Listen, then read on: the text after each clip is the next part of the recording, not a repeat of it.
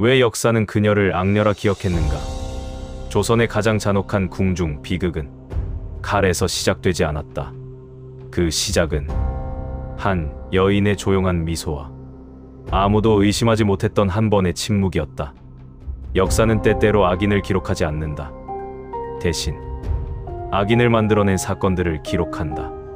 그리고 그 사건들은 놀랍게도 단 한 여인의 주변에서 연달아 폭발했다.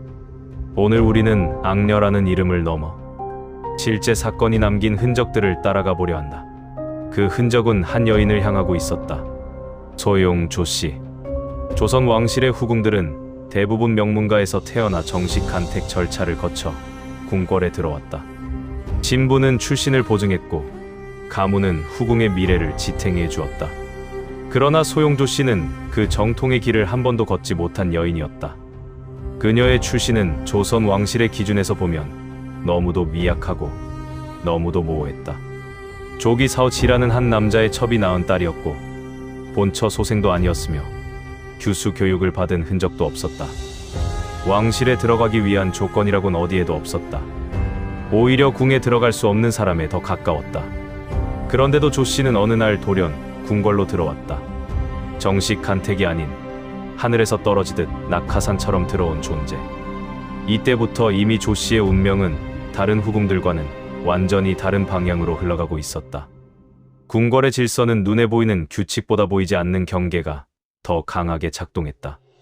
간택 없이 들어온 여인은 처음부터 보이지 않는 선에 둘러싸였고 출신이라는 가장 기본적인 장벽 앞에서 늘 흔들릴 수밖에 없었다.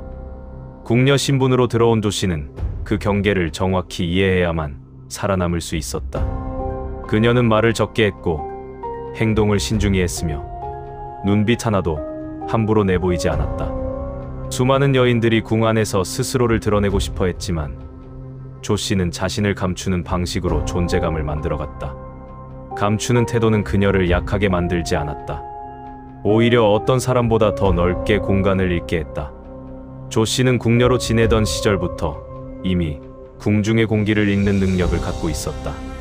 그녀는 누구의 발걸음이 바쁘고 누구의 숨이 흔들리는지를 감지했고 권력이 지나가는 길목과 왕이 머무는 자리를 자연스럽게 눈에 담았다. 궁중은 한마디 말보다 한 번의 시선, 한 번의 움직임이 더 많은 진실을 드러내는 공간이었다. 조 씨는 그 섬세한 신호들을 정확히 읽어냈고 그것을 자기 생존의 무기로 사용했다. 사람들은 그녀를 조용한 여인으로 기억했지만 그 고요함 속에는 생존을 위해 날카롭게 벼려진 감각이 숨어 있었다.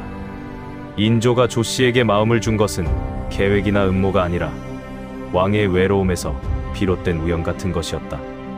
인조는 반정을 통해 왕이 되었고 불안한 정국 속에서 늘 긴장 속에 살았다.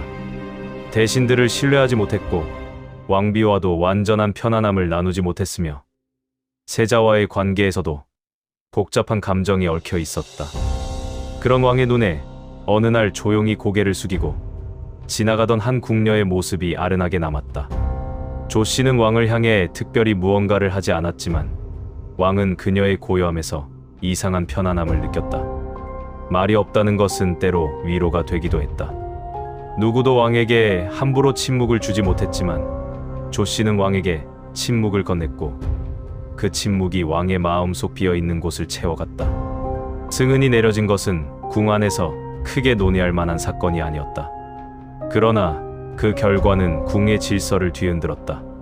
조 씨는 궁녀 신분이었지만 인조의 아이 효명옹주를 낳아 후궁으로 책봉되었다.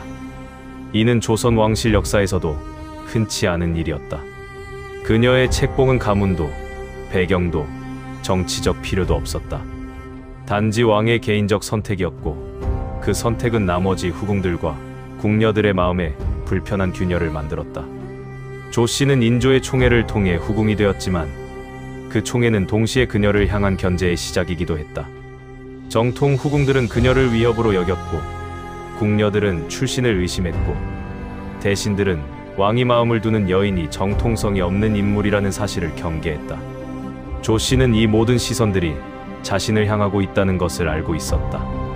왕의 총애는 달콤한 보상이 아니라 곧바로 적을 만들어내는 칼날이었다.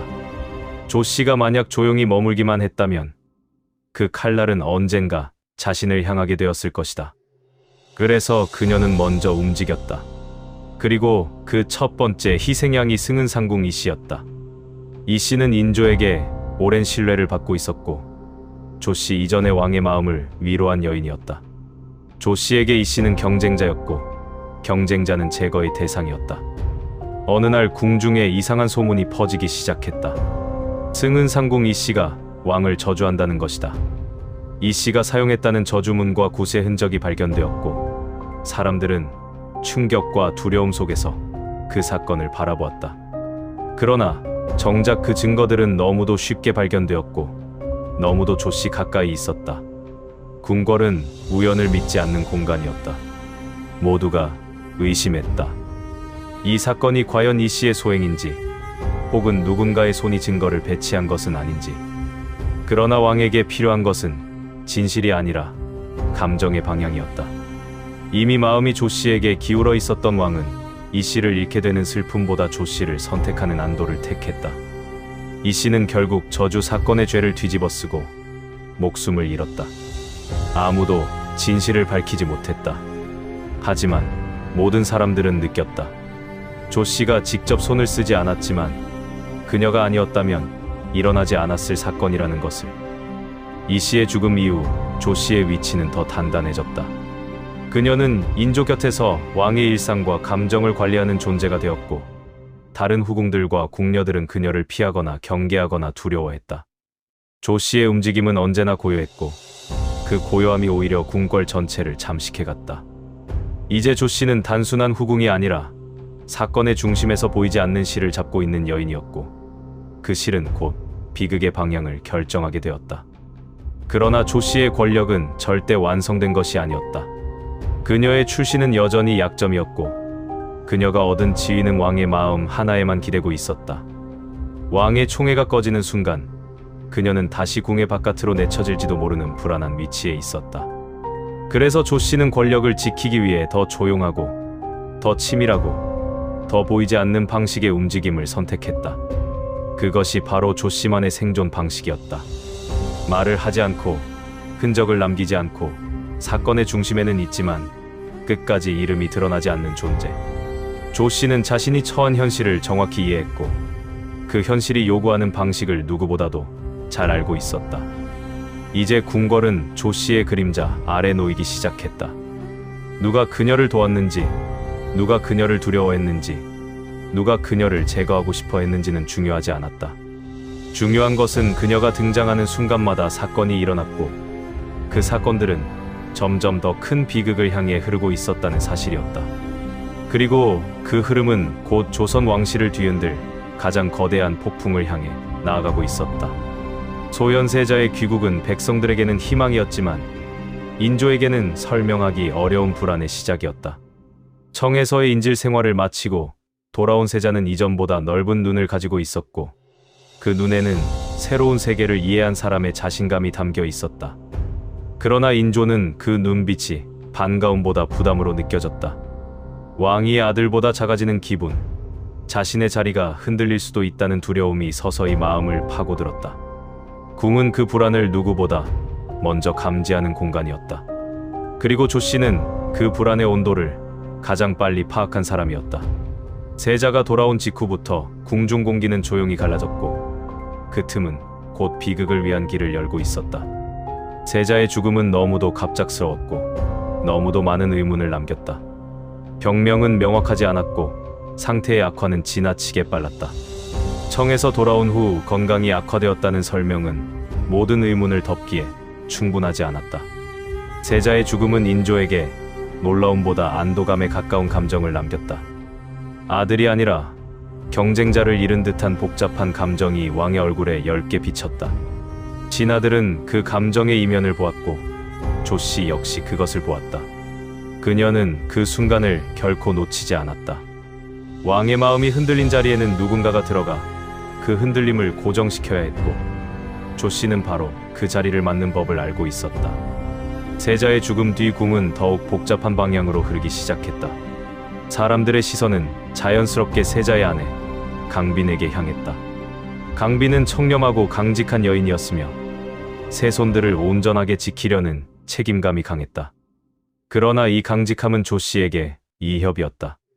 정통 왕가의 여성, 세손들의 어머니, 조 씨의 출신을 가장 명확히 흔들 수 있는 인물.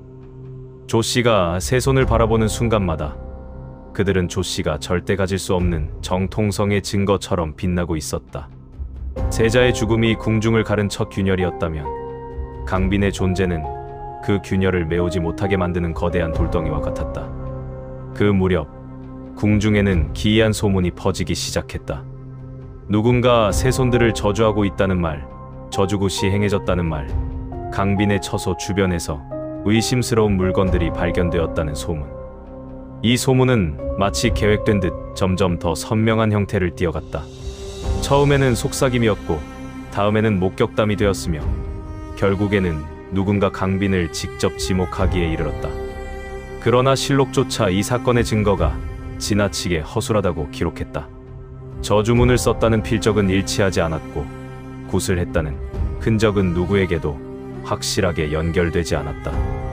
그런데 이상하게도 모든 단서들은 하나같이 강빈에게 불리한 방향으로 모여들고 있었다. 이때 궁중에서는 또 하나의 사건이 일어났다. 인조의 수라에서 독의 흔적이 발견되었다는 것이다. 독을 넣었다는 사람도 독을 주문했다는 사람도 없었는데 이상하게도 독의 흔적은 정황만 남긴 채 사라져 있었다. 그 미묘한 정황들은 강빈을 향한 의심을 더욱 강화시키는 역할을 했다. 강빈은 세자를 잃고도 아들들을 지키려 몸을 낮추었지만 궁은 그녀의 침묵을 오히려 인정이 아닌 죄의 징표로 받아들였다. 그러나 이 독살 사건 역시 실제 범인은 나타나지 않았으며 모든 상황은 조 씨 주변의 흐름과 묘하게 닿아 있었다. 사람들은 입 밖에 내지 않았지만 궁은 알고 있었다. 조 씨의 손은 직접 드러나지 않지만 사건의 방향을 만드는 데는 언제나 관여하고 있었다는 사실. 이 두 사건은 결국 강빈의 운명을 집어삼켰다. 강빈은 저주와 독살을 시도했다는 혐의로 끌려갔고 조사는 형식적 절차에 불과했다. 그녀는 기록에도 남을 만큼 강직하고 순수한 여인이었지만 궁의 판단은 감정과 권력의 흐름에서 결정되는 것이었고 그 흐름은 이미 조 씨가 만들어둔 방향으로 기울어 있었다. 강빈은 끝내 사사되었고 어린 세손들은 각각 다른 곳으로 흩어졌다. 조선 왕실의 적통을 지키던 한 가게가 하루아침에 무너지는 순간이었다. 그 즈음 사람들은 묘한 공포를 느끼기 시작했다. 세자의 죽음, 강빈의 사사, 승은상궁 이씨의 저주 사건, 왕의 수라의 든독. 이 모든 사건의 중심에 언제나 조 씨가 있었다. 그러나 조 씨는 단 한 번도 직접 움직이지 않았다. 증거는 언제나 흐릿했고 그녀는 언제나 사건의 한 발 뒤에서 그 모든 흐름을 지켜보기만 했다. 대놓고 나선 적이 없기 때문에 죄를 묻기 어렵고 그렇기 때문에 사람들은 더 무서웠다. 조 씨는 흔적을 남기지 않는 방식으로 궁을 흔들었고 그 흔들림은 마치 보이지 않는 손이 궁 전체를 조종하는 것처럼 퍼져갔다. 세손들에 흩어진 이후 인조는 조 씨에게 더 깊이 기울어갔다. 마음속 죄책감을 덮기 위해서였는지 혹은 비극의 원인을 외부로 돌리기 위해서였는지는 알 수 없지만 왕은 조 씨의 존재에서 이상한 위안을 얻었다. 그러나 그 위안은 곧 더 크고 더 어두운 비극의 문을 열고 있었다. 조 씨의 권력은 날로 공고해졌고 궁의 분위기는 그녀가 지나가는 자리마다 조용히 뒤틀렸다. 그녀는 자신이 가장 약한 지점을 가장 강한 무기로 바꾸는 법을 알고 있었다. 출신이라는 약점은 오히려 그녀가 누구보다 의심을 피하도록 만들었고 이 위치는 그녀를 궁궐 음모의 가장 완벽한 장치로 만들었다. 이제 비극은 단순한 사건이 아니라 구조가 되었다. 조 씨가 원하는 것이 무엇이었는지 그녀가 어디까지 계획했는지는 아무도 알 수 없었다. 그러나 하나만은 분명했다. 조 씨가 궁에 들어온 순간부터 조선 왕실의 질서는 조용히 변했고 그 변화는 되돌릴 수 없는 파국으로 이어지고 있었다. 강빈의 죽음은 그 파국의 정점이 아니라 오히려 다음 비극을 위한 전조에 불과했다. 그리고 그 다음 비극은 인조의 죽음 이후 더욱 명확한 모습을 드러내게 된다. 비극의 그림자는 아직 끝나지 않았다. 오히려 가장 깊고 어두운 장면이 이제 막 시작되려 하고 있었다. 인조의 죽음은 궁궐 전체의 기류를 단숨에 바꾸어 놓았다.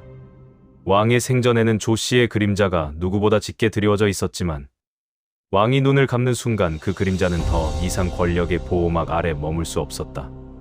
왕의 총애는 그녀의 유일한 지지였고 그 총애가 사라진 자리는 즉시 냉기와 적대감으로 채워졌다. 인조의 마지막 숨이 채 식기도 전에 궁은 조씨를 향한 감정들을 빠르게 복원하고 있었다. 의심, 두려움, 경멸. 그동안 눌러왔던 감정들이 왕의 죽음과 함께 물처럼 차올랐다. 사람들은 드디어 말할 수 있었다. 이제 그녀를 막을 수 있다는 분위기가 궁의 곳곳에서 스며들었고 조씨는 이미 새로운 시대에 들어서기도 전에 그 시대의 첫 번째 희생자가 될 운명을 맡고 있었다. 조씨에게도 인조의 죽음은 단순한 상실이 아니었다. 그것은 권력의 붕괴였고 자신의 생존 기둥이 무너지는 순간이었다. 궁궐이라는 공간은 왕의 총애가 사라지는 즉시 여인을 어떻게 대해야 하는지를 너무도 잘 알고 있었다. 그녀는 출궁을 명받았다. 수많은 여인들이 궁을 떠나며 자유를 얻었지만 조씨에게 출궁은 자유가 아닌 감시의 시작이었다. 궁 밖에서도 그녀는 여전히 궁의 방식으로 움직여야 했고 누군가의 눈은 계속해서 그녀를 추적하고 있었다. 인조의 후궁이자 논란의 중심에 있었던 여인은 쉽게 사라질 수 있는 존재가 아니었다. 그러나 조씨의 성정은 출궁과 함께 변하지 않았다. 그녀는 조용히 사라지는 법을 모르는 사람이었다. 궁 밖에서도 조씨는 여전히 권력의 가능성을 찾아내고 있었고 아직도 자신이 영향력을 행사할 수 있다고 믿었다. 아마도 그녀는 인조의 총애 속에서 너무 오랫동안 살아왔고 그 총애가 사라진 뒤에도 세상을 바라보는 시선이 이미 변형되어 있었을 것이다. 조씨는 자신이 특별한 존재라고 생각하고 있었고 왕실의 중심에서 멀어져도 여전히 자신이 역사의 방향을 바꿀 수 있다고 믿었다. 그리고 그 믿음은 그녀를 다시 가장 위험한 길로 이끌어갔다. 교종이 즉위하자 새로운 왕조의 공기는 단호했고 엄격했고 인조대의 혼란을 정리하고자 하는 의지가 강했다. 인조 말년의 혼란과 비극, 세자의 죽음과 강빈의 사사, 세손의 흩어짐은 모두 왕실의 체면을 깊게 흔든 사건이었고 사람들은 그 중심에 있었던 조씨를 잊지 않고 있었다. 그런 가운데 조씨가 효종을 저주했다는 소문이 번지기 시작했다. 처음에는 낮은 목소리였고 다음엔 조심스러운 의혹이었으며 곧 이어져 그것은 증거가 있는 사건처럼 취급되기 시작했다. 저주문, 굿의 흔적, 조씨 주변에서 발견된 이상한 물건들. 방법은 너무 익숙했다. 과거 승은상궁 이씨를 누르고 강빈을 무너뜨릴 때 사용되었던 그 방식이 이번에는 조씨 자신을 향해 되돌아오고 있었다. 조씨는 억울하다고 말하지 않았다. 말해도 소용이 없다는 것을 알고 있었고 궁이 그녀를 어디까지 끌고 갈 것인지 이미 알고 있었기 때문이었다. 그러나 이 사건은 단순한 저주의 문제가 아니었다. 조씨와 효종을 연결하는 또 하나의 이름, 김자점이 있었다. 김자점은 조씨의 사위가 되는 사람의 집안으로 조씨와 일정한 연결고리를 갖고 있었다. 이 집안은 인조 말기부터 정치적 불만을 품고 있었고 효종 즉위 후 새로운 권력 질서에 적응하지 못하고 있었다. 이런 상황에서 조씨의 저주 사건은 자연스럽게 김자점 일가의 영모 사건과 결합되었다.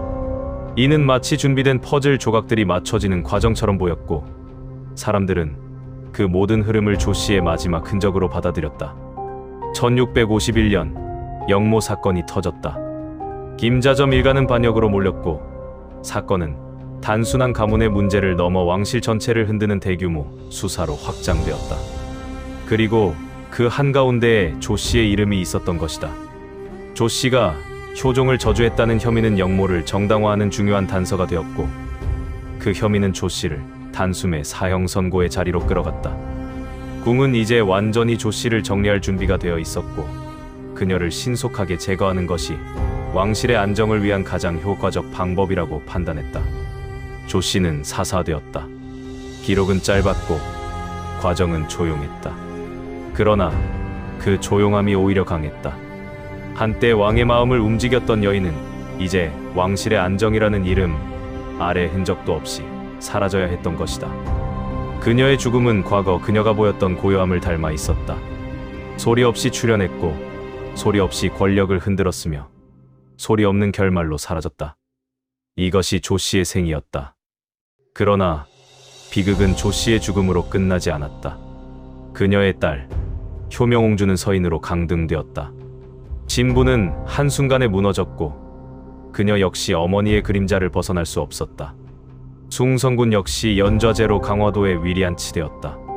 조 씨의 생은 그림자였지만 그 그림자는 그녀의 죽음 이후에도 왕실의 여러 사람들을 덮으며 계속해서 비극을 만들어내고 있었다. 조 씨는 혼자 사라졌지만 그녀가 남긴 흔적은 혼자가 아니었다. 이 모든 사건의 흐름을 보면 궁궐이 한 사람을 어떻게 만들고 어떻게 파괴하는지 알 수 있다. 조 씨가 처음부터 악녀였는지 아니면 궁이라는 구조 속에서 악녀가 되어야만 살아남을 수 있었던 것인지는 아무도 알 수 없다. 그러나 분명한 것은 조 씨가 등장한 순간부터 조선 왕실은 끝없는 균열 속으로 들어갔고 그 균열은 결국 그녀의 생과 죽음을 통해 완성되었다는 사실이다. 조 씨의 마지막은 궁궐이 만든 결말이었다. 그녀는 권력을 사용했지만 그 권력은 끝내 그녀를 살리지 못했다. 조 씨는 악녀였을까? 혹은 악녀라는 이름이 필요했던 시대의 희생자였을까? 그 답은 여전히 침묵 속에 남아있다. 마치 조 씨가 생애 내내 보여준 그 침묵처럼 조선의 후궁 가운데 이토록 강한 인상을 남긴 이가 또 있었을까? 간택받지 않았고 정통이 없었으며 심지어 이름조차 조심스레 불리던 여인. 그러나 그녀는 결국 한 시대의 중심에서 수많은 권력의 파동을 일으켰다. 우리는 흔히 그녀를 악녀라 부른다. 그러나 악녀란 무엇인가? 단지 권력에 굶주렸던 사람인가? 아니면 살아남기 위해 다른 선택지를 가질 수 없었던 존재인가? 조 씨는 말이 없었다. 실록에서도 그녀는 거의 말하지 않는다. 대신 그녀를 둘러싼 사건들이 끊임없이 말하고 있다. 승은상궁 이씨의 죽음, 왕의 수라에 들어간 독, 세자의 죽음, 강빈의 저주, 효종에 대한 역모 혐의. 그 중심엔 늘 그녀가 있었다. 하지만 직접적으로 연루된 흔적은 희미하다. 그녀는 언제나 결정적인 선을 넘지 않으면서 그 경계의 가장자리를 유영하며 살아남았다. 누군가는 말한다. 그녀는 야망의 찬 후궁이었고 권력에 중독된 여인이었다고. 그러나 다른 시선도 있다. 궁이라는 질서 안에서 출신으로는 절대 살아남을 수 없었던 여인. 자신의 딸을 지키고 생존을 도모하며 끝내는 그 대가로 왕조의 저편으로 사라져야 했던 존재. 결국 그녀는 사사당하고 딸은 서인이 되고 손자는 유배당했다. 그녀는 사라졌지만 그녀의 이름은 사라지지 않았다. 그 이름은 조용히 그러나 오래도록 회자된다. 소용 조씨. 조선이라는 이름 아래 가장 조용하게 권력을 휘두르고 가장 조용하게 사라진 여인. 역사는 종종 거대한 전쟁이나 화려한 정치로 기록되지만 진짜 역사를 움직이는 건 어쩌면 그런 조용한 파문일지도 모른다. 소용 조씨. 그녀는 그런 존재였다. 오늘의 이야기가 오래 남는 생각 한 줄을 드렸다면 다음 역사도 함께 걸어가실 수 있도록 구독과 알림을 부탁드립니다.